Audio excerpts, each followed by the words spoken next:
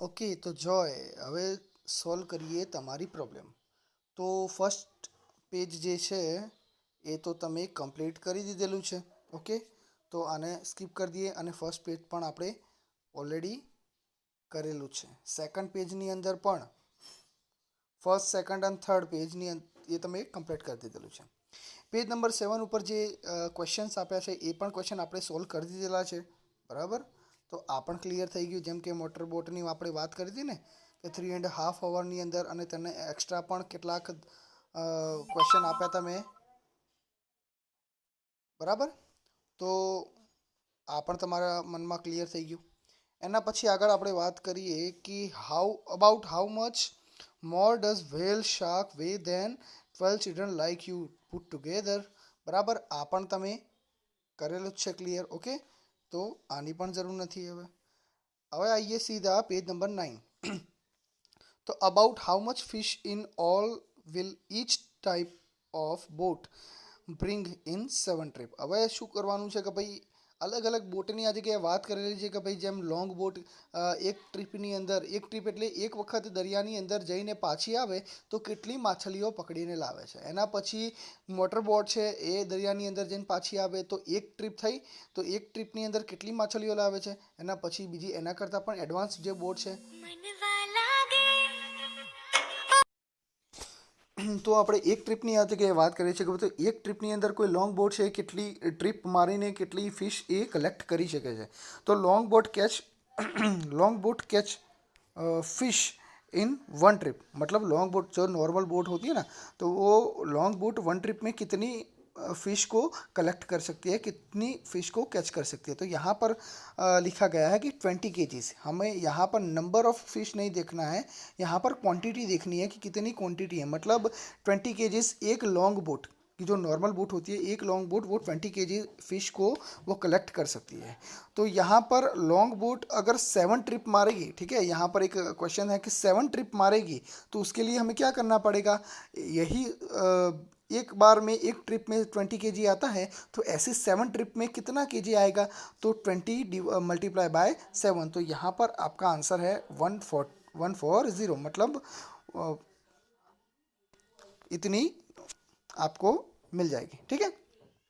उसके बाद long tail boat catch fish in 1 trip, मतलब उसके बाद लॉन्ग टेल बोट की यहाँ पर बात की गई कि 1 ट्रिप में long tail boat, long boat की बात नहीं है, वहाँ पर टेल बोट की बात हो रही है कि एक ट्रिप में लॉन्ग टेल बोट कितनी फिश कलेक्ट कर सकती है, तो 600 केजी. ठीक है, तो यहाँ पर 600 केजी है, तो इस तरह से तुम उसको लिख सकते हो कि 600 केजी मल्टीप्लाई बाय 7. अगर वो एक ट्रिप में 600 केजी लाती है तो 7 ट्रिप में कितनी ला सकती है. ठीक है, तो कितना आएगा 600 मल्टीप्लाई बाय 7. तो यहाँ पर तुम्हारा आंसर दे दिया गया है.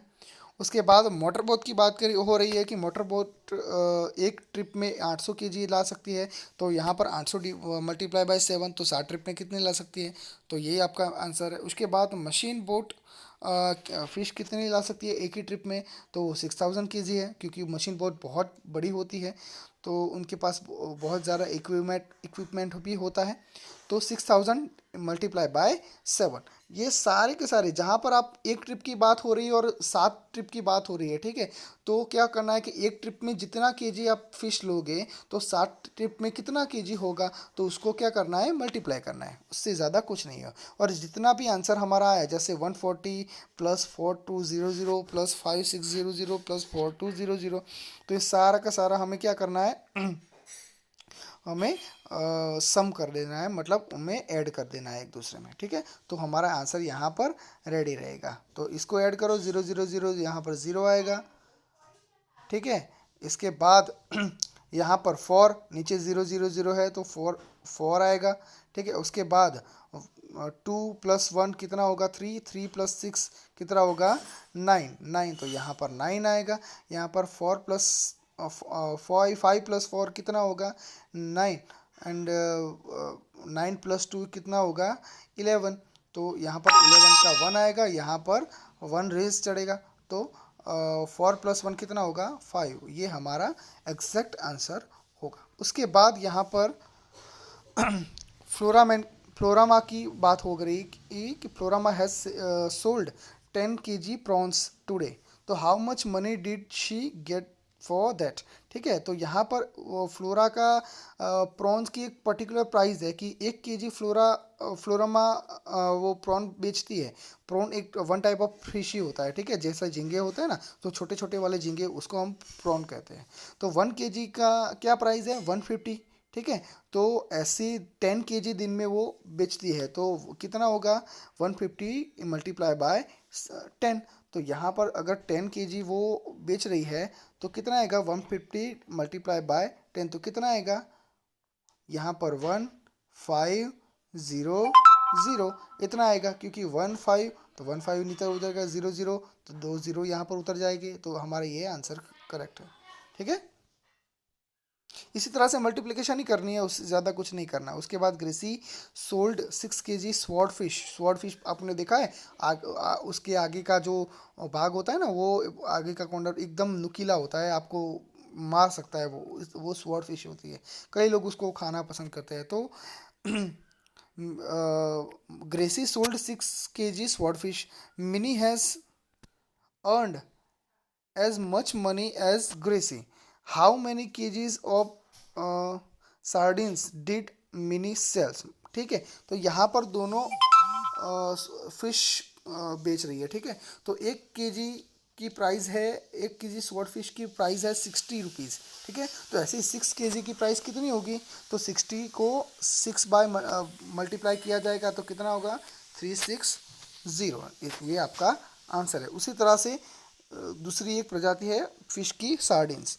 तो स्टेप 2 में क्या है कि 40 रुपीज़ वी बॉट 1 kg, मतलब 1 kg का कितना सार्डिन्स का प्राइस है, 40। ठीक है, तो इन 360 वी बॉट। ठीक है, तो 40 रुपये में हम 1 किलो सार्डिन्स खरीद सकते हैं, तो 360 रुपये में हम कितने किलो सार्डिन्स खरीद सकते हैं। तो यहाँ पर क्या आएगा, ऐसी कोई सिचुएशन आए कि अगर 40 रुपये में 1 kg सार्डिन्स हमें मिल सकती है, तो 360 रुपीज़ में कितना kg मिल सकती है, यहाँ पर क्वेश्चन मार्क है। ठीक है, तो हम क्या करेंगे, क्रॉस वैलिडेशन करेंगे। मतलब क्रॉस का क्या है, 360 को मल्टीप्लाई किससे करेंगे, kg से, मतलब 360 मल्टीप्लाई बाय 1, और ये जो 40 रुपये है ना, वो डिवाइडेशन में आ जाएंगे, तो यहाँ पर डिवाइड बाय 4, तो 360 डिवाइडेड बाय 40, सॉरी 40। ओके, तो 360 डिवाइडेड बाय 40 हो गया। तो इस तरह से लिख कर आपको क्या करना है, 0 0 जो सेम है वो उसको कट कर देना है। और 4 का जो मल्टीप्लिकेशन जो टेबल है उसमें देखो कि कहीं पर 36 आ रहा है, जो अगर कहीं पर 36 आ रहा है तो यहाँ पर आपका आंसर आ जाएगा। ठीक है, ठीक है, उसके बाद यहाँ पर उसी तरह से कुछ मल्टीप्लिकेशन की यहाँ पर ज़रूरत है, तो आपको उसी तरह से प्रैक्टिस करनी है।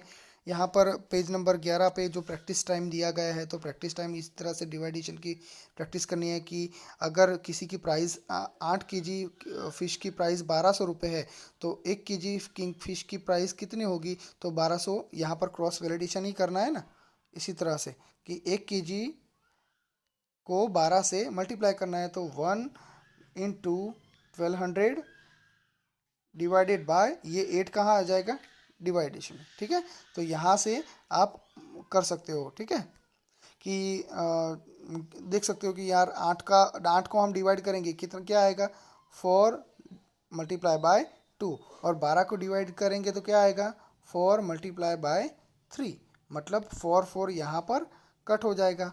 तो ठीक है, तो 4 4 कट हो जाएगा, तो यहाँ पर सिर्फ क्या रहेगा, 0 0।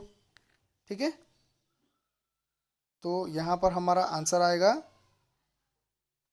आपको घर पे करना है। ठीक है,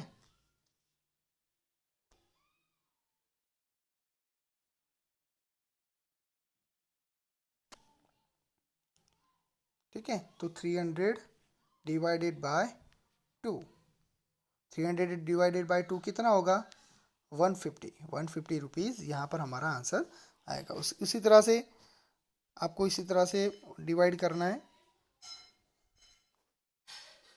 ये भी कुछ ऐसे ही मल्टीप्लिकेशन है, आपको घर पे प्रैक्टिस करनी है। अगर ना आए तो फिर मुझे कॉल कर सकते हो, ठीक है। इसी तरह से डिवाइड करना है, मल्टीप्लाई मल्टीप्लाई करना है, डिवाइड करना है, मल्टीप्लाई करना है, इसी तरह से करना है, ठीक है। ओके।